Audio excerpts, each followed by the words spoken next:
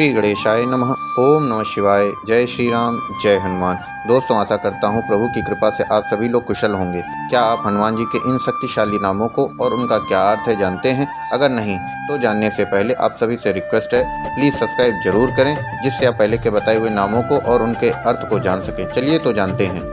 ओम शतकंठ मदापहाय नमः, अर्थात शतकंठ के अहंकार को ध्वस्त करने वाले।